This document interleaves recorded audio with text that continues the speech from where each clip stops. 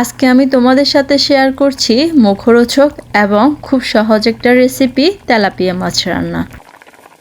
এই রান্নার সবচেয়ে একটা সহজ দিক হচ্ছে এই রান্নাটা যতটা বেশি সহজ স্বাদের দিক থেকে ততটাই অসাধারণ।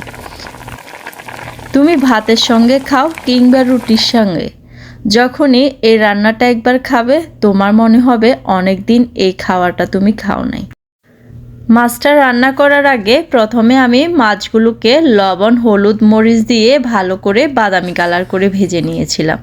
আর এখানে লবণ হলুদ মরিচের পরিমাণটা ছিল 1 চা চামচ লবণ, আধা চা চামচ হলুদ এবং আধা চা চামচ মরিচ। ভাজার পরে এগুলোকে একটা প্লেটে রেখে দিয়েছিলাম। আর এখানে রান্নার জন্য সেই মাছ ভাজির তেলটাই কিন্তু ব্যবহার করছি। এখানে একটা ইম্পর্ট্যান্ট টিপস তোমাদেরকে দিয়ে রাখি, মাছ ভাজার তেল দিয়ে যখন মাছ রান্না করবা মাছটা খেতে কিন্তু অনেক বেশি মজা লাগে। এখানে পেঁয়াজ কুচি দিয়ে এরপরে দিয়ে দিচ্ছি 2 চা চামচ রসুন বাটা।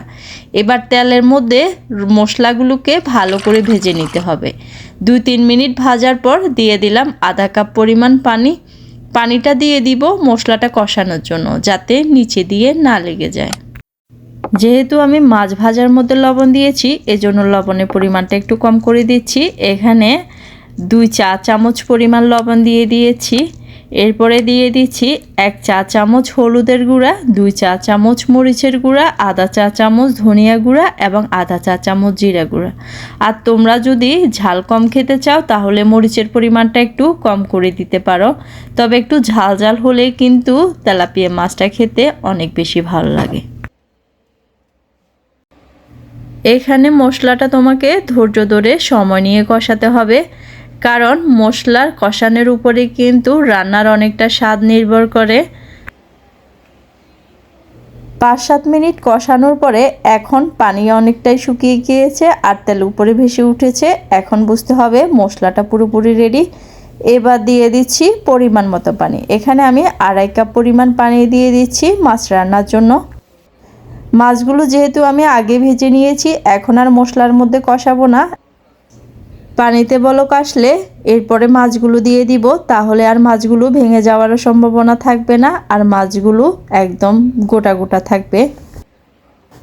এখন চুলার আঁচটা হাই হিটে রেখে মাছগুলোকে ভালো করে জাল করে নিব। 15 থেকে 20 মিনিট জাল করে নিলে কিন্তু মাছটা পুরোপুরি রান্না হয়ে যাবে। এর মাঝে আমি যে আধা কাপ পেঁয়াজ রেখে দিয়েছিলাম এটা এখন দিয়ে দিব। আধা কাপ পেঁয়াজ কুচি এবং একটা টমেটো কুচি দিয়ে ঢাকনা দিয়ে ঢেকে দিব পুরো রান্নাটা শেষ হওয়া পর্যন্ত। 15 থেকে 20 মিনিট সময় ধরে রান্না করলে কিন্তু মাছটা পুরোপুরি হয়ে যাবে। এবার দেখুন মাছটা কিন্তু এখন পুরোপুরি সিদ্ধ হয়ে গিয়েছে, ঝোলও কিন্তু অনেকটা কমে এসেছে।